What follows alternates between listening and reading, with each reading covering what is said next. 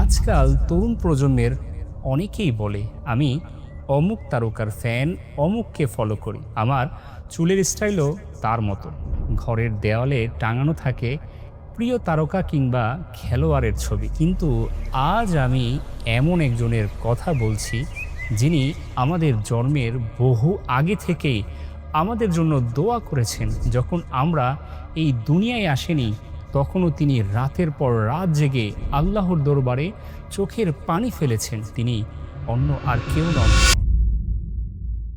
আচ্ছা, বলুন তো, যে মানুষ আমাদের খেয়াল রাখে তাকে এমনিতেই আমাদের ভালো লাগে, তাই না? যে উপকার করে তার প্রতি না চাইতেও একটা টান তৈরি হয়ে যায়। তাহলে একটু ভেবে দেখুন তো, আমার আপনার জীবনে এমন একজন মহান মানুষ কি আছেন যিনি আমাদের জন্য এতটা চিন্তা করেছেন যেটা আমাদেরও চিন্তার বাহিরে, এতটা কষ্ট স্বীকার করেছেন যেটা কল্পনাও করা যায় না, আমাদের হেদায়েতের জন্য এত অশ্রু জড়িয়েছেন যেটা আমরা কখনো ভাবতেও পারিনি। কিন্তু আজকাল তরুণ প্রজন্মের অনেকেই বলে আমি অমুক তারকার ফ্যান, অমুককে ফলো করি, আমার চুলের স্টাইলও তার মতো।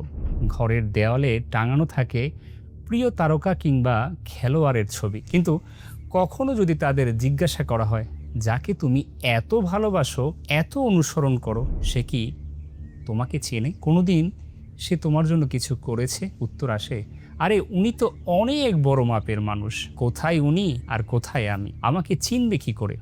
তবুও তাকে ভালোবাসি, তাকে অনুসরণ করি। কিন্তু আজ আমি এমন একজনের কথা বলছি যিনি আমাদের জন্মের বহু আগে থেকেই আমাদের জন্য দোয়া করেছেন। যখন আমরা এই দুনিয়ায় আসেনি তখনও তিনি রাতের পর রাত জেগে আল্লাহর দরবারে চোখের পানি ফেলেছেন। বলেছেন, হে আল্লাহ, আমার উম্মতকে ক্ষমা করে দাও, আমার উম্মতকে আমার অধীনস্থ করে দাও। তিনি অন্য আর কেউ নন, তিনি আমাদের প্রিয় নবী হযরত মুহাম্মদ মুস্তাফা সাল্লাল্লাহু আলাইহি ওয়া আলিহি ওয়াসাল্লাম। या रसूल अल्लाह या हबीब अल्लाह या रसूल अल्लाह या हबीब अल्लाह। মেরাজের রাতে যখন আল্লাহ তাকে ঊর্ধ্বকাশে ডেকে নিলেন, সেই মহিমান্বিত মুহূর্তেও তিনি আমাদের কথা ভুলেননি। যখন প্রিয়নবী সাল্লাল্লাহু আলাইহি ওয়া আলিহি ওয়াসাল্লামকে রওজায়ে মুবারকে রাখা হচ্ছিল, একজন সাহাবী লক্ষ্য করলেন তার ঠোঁট মোবারক দুটি নড়ছে। কান পেতে সেই সাহাবী যখন শুনতে পেলেন, তখনও তিনি বলছেন, উম্মতি উম্মতি। আর এই ভালোবাসার গল্প এখানেই শেষ নয়। কিয়ামতের দিন সব নবী যখন নূরের মেম্বারে সমাসীন হবেন, প্রিয় নবী সাল্লাল্লাহু আলাইহি ওয়া আলিহি ওয়াসাল্লাম ইরশাদ করেছেন, আমি তখন এই জন্য বসবো না, কেননা আমাকে জান্নাতে পাঠিয়ে দেওয়া হলে আমার উম্মত সেখানেই রয়ে যাবে। ভেবে দেখুন, সেদিন এমন কে আছে যে আমাদের খেয়াল রাখবে?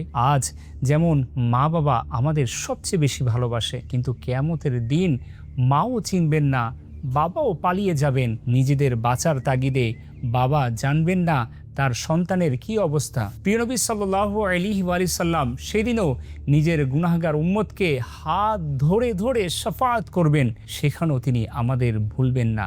এত যত্নশীল একজন মহান নবী, তবুও কি তাকে ভালোবাসবেন না? মানুষ সৌন্দর্যের প্রতি আকৃষ্ট হয়, আর আমাদের প্রিয় নবী সাল্লাল্লাহু আলাইহি ওয়াসাল্লাম ছিলেন সৌন্দর্য ও পূর্ণতার সর্বোত্তম আদর্শ।